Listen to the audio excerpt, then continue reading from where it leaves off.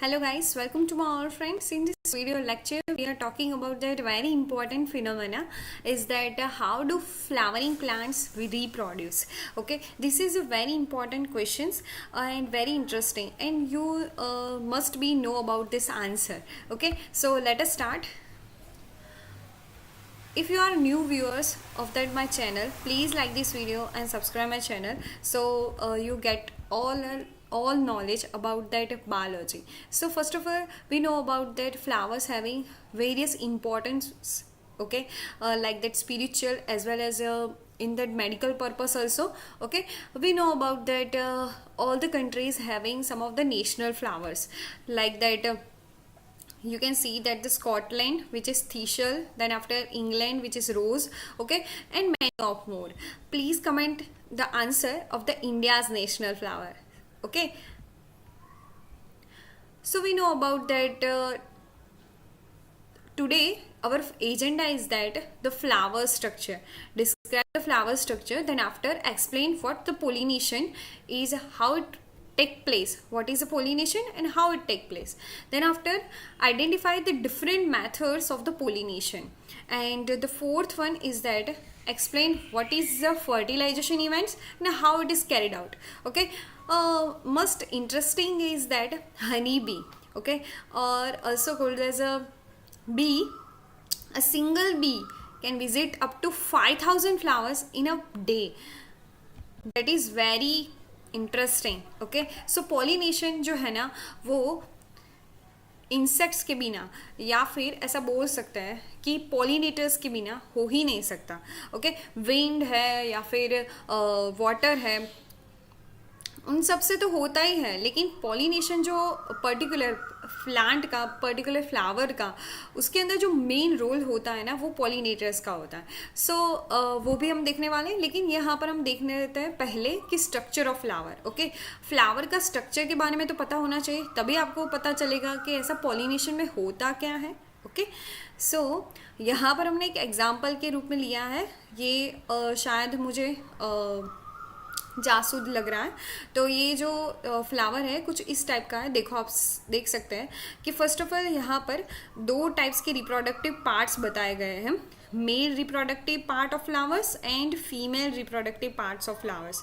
Okay, so ये सब तीनों जो है वो मिलकर क्या बना देते हैं. देखो, स्टिग्मा, यहाँ पर आप देख सकते हैं stigma, then after style and ovary, this three organ which makes the female reproductive structure. Okay, and whenever we are talking about the male reproductive part, the anther and the filament. Okay, this is the sepals and petals are what are that. So sepals and petals are the accessory organs of the flower, okay, which help to out in the pollination process. Yes, as well as in that case of that sepal, which also the protective structure during the budding stage. Okay, remember this word. Budding stage में अगर आपको protection provide करता है, bird की जो flower की जो bird होती है उसको प्रोटेक्शन प्रोवाइड करने का काम करता है सैपल करता है. पेटल्स जो है वो अट्रैक्ट करेगा पॉलिनेटर्स को. ओके, समटाइम्स क्या होता है कुछ फ्लावर्स के अंदर सैपल्स और पेटल्स जो है ना उसको हम डिफ्रेंशिएट नहीं कर सकते हैं, तो उसको बोला जाता है पेरियांथ. क्या बोला जाता है उसको? पेरियांथ बोला जाता है. Okay, now let us review about, can you recall the parts of the flower? Yes, चलो मैं भी आपके साथ रिकॉल कर देती हूँ.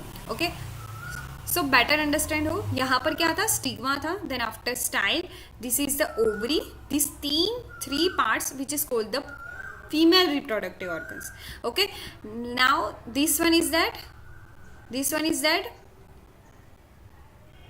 stamen, then after this one is the filament. Stamen and filament which makes the male reproductive organ, and you can see here this is the petals and this is the sepals. So sepal which is helpful for that protection and sepals which attract the pollinators. Now ये जो हमारा जो test था उसके answer की हम देख लेते हैं कि क्या हमने अच्छे से आंसर दिए हैं ना. यस, हमने आंसर यहाँ पर सही होते हैं. Okay, now we are moving towards the pollination process which is very interesting.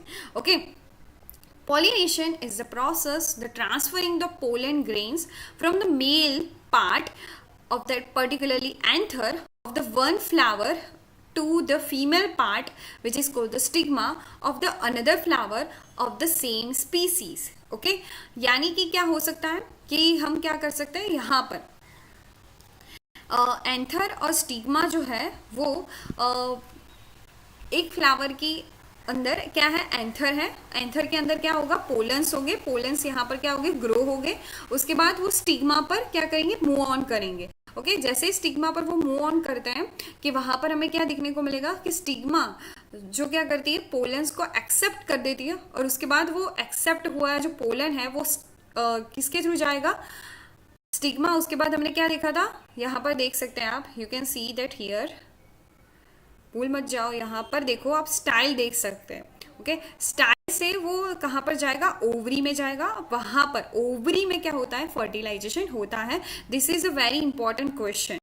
Okay कि कहाँ पर पॉलिनेशन होता है, तो पॉलिनेशन तो स्टिग्मा के अंदर आ जाएगा, लेकिन जब हम फर्टिलाइजेशन की बात करते हैं तो वो ओवरी के अंदर होता है.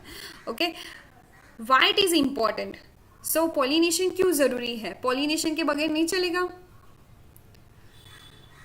नहीं चलेगा, क्योंकि it leads to the seed formation, okay, essential for the plant growth and the reproduction and the production of the fruits that humans can eat. So pollination is very important source of that our food. Okay, now the methods of the pollination. कौन कौन से methods है, तो मैंने आगे भी बोला था कि इंसेक्ट्स है, ओके, देन आफ्टर विंड है, वाटर है, बहुत के थ्रू वे पॉलिनेशन हो सकता है, लेकिन mainly the insects like the bees and butterflies which carries the pollen from flower to flower while they collect the nectar. Okay pollination expert बनने के लिए आपको क्या करना पड़ेगा, पर्टिकुलर भी फ्लावर की आप स्पीसीज को चूज कर लीजिए. बहुत ही ज़्यादा सिंपल है और इंटरेस्टिंग है ये फंडा कि उसको आप पर्टिकुलरली कोई फ्लावर की स्पीसीज सिलेक्ट कर दी, उसके बाद उसके ऊपर रिसर्च करना है आपको कि वो उसके अंदर किस तरह से पॉलिनेशन हो रहा है, कोई इंसेक्ट आ रहा है उसको पॉलिनेट करने के लिए, या फिर विंड के थ्रू उसकी पोलन ट्रांसपोर्ट हो रही है, या फिर वाटर के थ्रू, वो आपको सर्च आउट करना है. And describe the plants which is unique features, उसके अंदर क्या से ऐसे यूनिक फीचर्स है कि जो पॉलिनेटर्स को अट्रैक्ट कर रहे हैं, उसके पास कुछ ना कुछ ऐसा होगा कि जिसके थ्रू ये पॉलिनेटर्स जो है वो अट्रैक्ट हो रहे होंगे. ओके सो और what are the adaptation for the attracting pollinators, such as a colour हो गया लाइक दैट. ओके फ्लावर का स्ट्रक्चर होगा, फ्लावर का स्ट्रक्चर ऐसा होगा कि पॉलिनेटर्स उसके पास जाए बिना रह ही नहीं पाएगा, इसीलिए तो बोला जाता है कि flower is very smart. Okay and after one scent, scent यानी कि उसकी जो स्मेल है वो भी पॉलिनेटर्स को उसके पास खींच के लाएगी. ओके तो this is a like that sample answer, आप इस तरह से अपनी होल स्टडी कर सकते हो. Okay now you are talking about that process of pollination. So first of all क्या होगा, पॉलन प्रोडक्शन होगा किसके अंदर, एंथर के अंदर. Okay which is the part of the male reproductive structure. Then after one attracting the pollinators, the flowers में use the colourful petals and fragrance और nectar to attract the pollinators like the bees, butterflies and the birds. Okay then after this transfer the pollens into the another flower. Okay and arrival to another flower, ऐसे करके वो क्या करती है, pollination करती है. now fertilization is a very important process. so क्या होती है fertilization, वो हम देख लेते हैं कि the process by which the male and female reproductive cells that are combined with each other and initiate the development of the seed. okay तो वो आगे चलकर हमने बोला ना कि ओवरी के अंदर ये सारी प्रोसेस होगी फर्टिलाइजेशन की, तो आगे चलकर ओव्यूल जो है वो क्या बन जाती है, ओव्यूल जो है वो फ्रूट बन जाता है, और जो ओव्यूल जो है मान लीजिए ओव्यूल फ्रूट बनेगा, और जो भी हमारा क्या बोलते हैं उसको, ओवरी, ओवरी का वन पार्ट होगा वो क्या बन जाएगा, सीड बन जाएगा.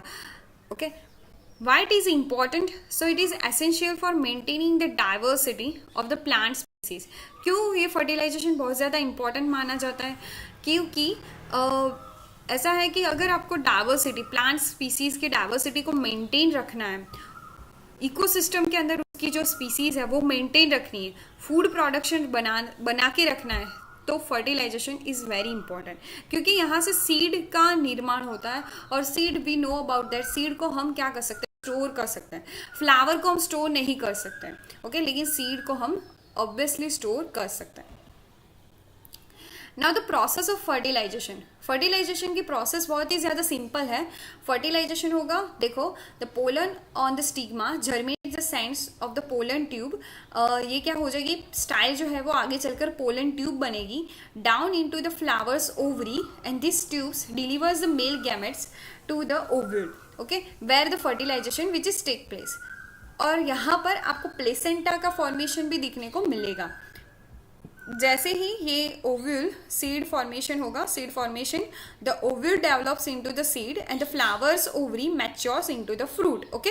सो मैंने बोला ना कि ओव्यूल जो है वो सीड बनेगा और फ्लावर्स की जो ओवरी है वो आगे चलकर एक फ्रूट बन जाएगी, ओके, जो क्या करेगी, सीड को एनक्लोज करेगी। अब कोई भी फ्रूट देख लो, उसके अंदर एक सीड तो होगा ही होगा। ऐसा मुझे एक फ्रूट बताओ कि जिसके अंदर सीड ही नहीं होता है, मुझे कमेंट सेक्शन में ज़रूर बताना, तो आपको मुझे पता चले कि आप मेरा पूरा वीडियो देखते हो या नहीं, ओके।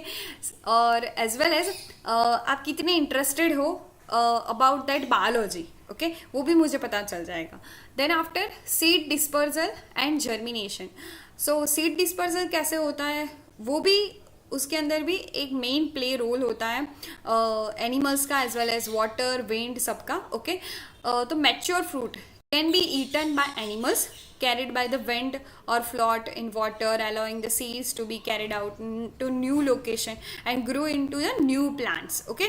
so ये पूरी एक प्रोसेस थी कि जिसके अंदर क्या होता है, फर्टिलाइजेशन होता है। तो हमें यहाँ से एक सीखने को मिला कि ओव्यूल से सीड डेवलप होता है और जो फ्लावर्स की जो ओवरी होती है वो आगे चलकर किस में कन्वर्ट हो जाती है, फ्रूट के अंदर कन्वर्ट हो जाती है, ओके। नाउ आपको यहाँ पर एक थिंकिंग करने का मैं एक मौका दे देती हूँ, ओके।